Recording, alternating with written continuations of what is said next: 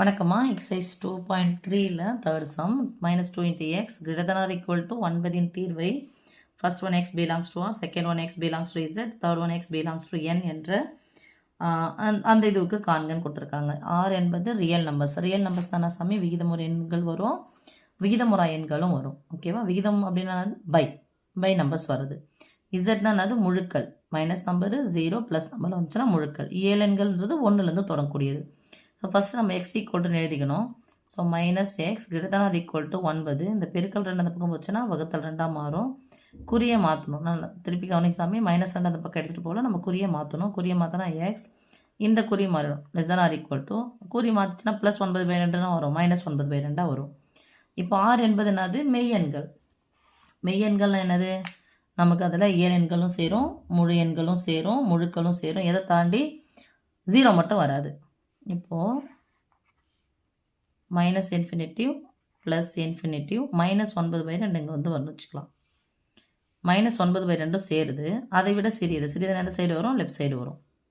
அப்படின்னா சமயம் வரும் நமக்கு தீர்வு x belongs to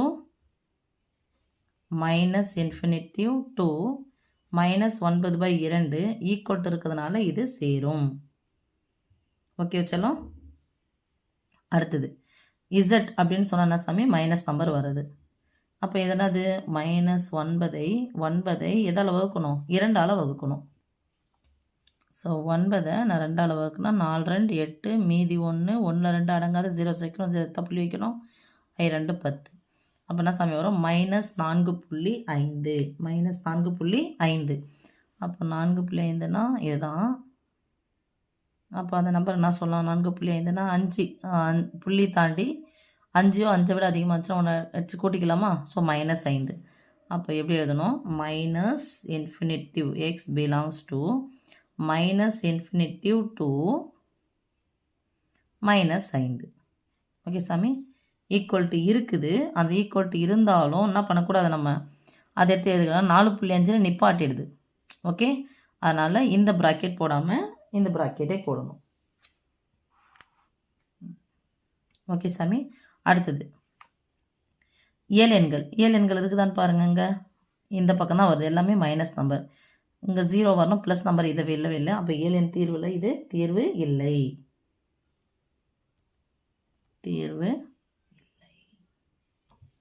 ஓகே செல்லம்.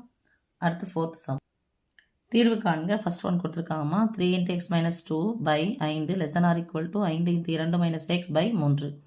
எனக்கு எக்ஸனுடைய மதிப்பு தான் தேவை. ஆனால் எக்ஸே இங்கே பெருக்கல் இருக்குது, இங்கே வகுத்தலும் இருக்குது, இங்கே பெருக்கல் இருக்குது. அப்படின்னா ப்ராக்கெட் என்றால் பெருக்கல் பொதுவானது, டக்குன்னு உள்ளே எடுத்து பெருக்கணும். இதை உள்ளே எடுத்து பெருக்கணும். பெருக்கிட்டு அதுக்கப்புறம் எடுத்துகிட்டு வரேன்.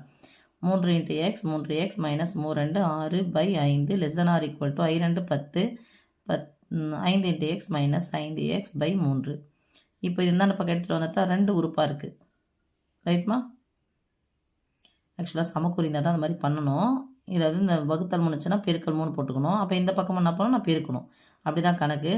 ஆனால் உங்களுக்கு இதுமாரி போடாதீங்க, ஞாபகம் மட்டும் வச்சுங்க. 2 உறுப்பாக இருக்குது. 3 3 9x - 3 18 less than or equal to 5 50 - 5 25x. Okay செல்லம். இப்போ எக்ஸ்லாம் ஒரு பக்கம் எடுத்துகிட்டு வந்துடலாம். -25x இந்த பக்கம் வந்துச்சுன்னா +25xாக மாறிடுமா? அப்போ என்ன வரும்? +25x -18 +18ஆக மாறும். அப்போ 34, 25 கூட 10 சேர்ந்தா 35, 1 கம்மியாக இருக்குது, 34. 34x less than or equal to 68.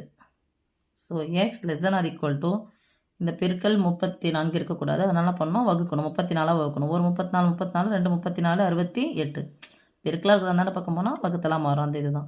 So எக்ஸனுடைய value வந்து less than or equal to 2 +2. So தீர்வு காணம் எப்படி இருக்கும் சாமி? நமக்கு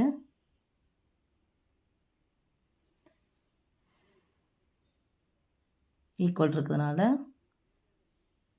என் கோடு வரைஞ்சி சொல்லிடலாமா? -∞ +∞ +2 தான் இருக்கும். 2ஐயும் சேர்த்துக்கணும். இது சின்னது, இந்த பக்கம் குறி இருக்குது, ஸோ இந்த பக்கம் ஃபுல்லாக போவோம். அப்போ தீர்வு -∞ to +2. இது க்ளோஸ் ப்ராக்கெட் போடணும், ஏன்னா சேருது.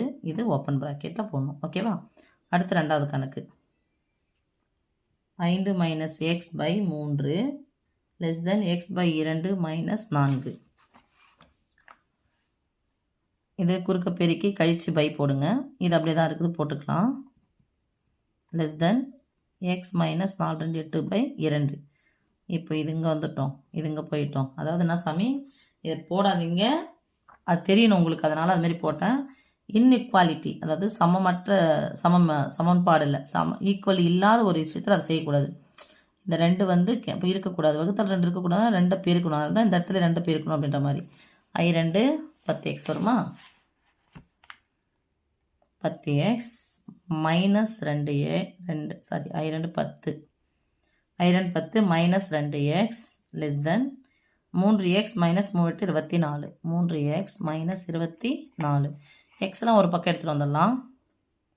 ஸோ அந்த பக்கம் எடுத்துகிட்டு வந்துடலாம். ப்ளஸ் தானே ஆகிடும், மைனஸ் ஆகிடும். Minus 5x less than plus 10 அந்தாண்ட பக்கம் போச்சுன்னா மைனஸ் 10 மாறிடும். So minus 34. ஓகேவா, எனக்கு எக்ஸ்னுடைய மதிப்பு தான் தேவை. Minus X less than minus X மட்டும் 5 பெருக்கல் 5 அந்தாண்ட பக்கம் போச்சுன்னா வகுத்தல் 5 மாறிடும். இப்போ எனக்கு ப்ளஸ் எக்ஸ்னுடைய மதிப்பு தேவை, குறியை மாற்றினேன். அப்போ இந்த குறியை மாறும், இந்த குறியை மாறிடும். ஓகே சாமி, இது ஒரே நம்பர், ஞாபகம் வச்சுக்கோங்க. மீன்ஸ் இது குறி தனியாக, இது குறி தனியாக, அந்த அர்த்தம் கிடையாது இது. ஓகேவா, அப்போ எக்ஸ்னுடைய மதிப்பு 34/5. அப்படின்னா அர்த்தம் 34 5ஆல் வகுக்கணும். 6 5 30, மீதி 4 4 5 இடங்களில் 0 சேர்த்தா புள்ளி வைக்கணும். 8 5 40. ஸோ 6.8. இப்போ ஒரு எண் கோட்டில் குறிச்சிக்கணும்னா minus infinitive plus infinitive,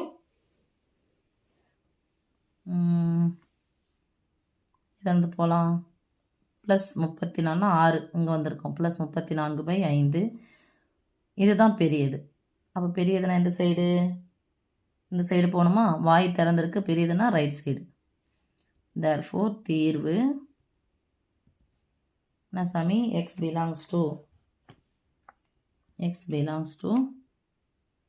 34/5 to plus infinitive.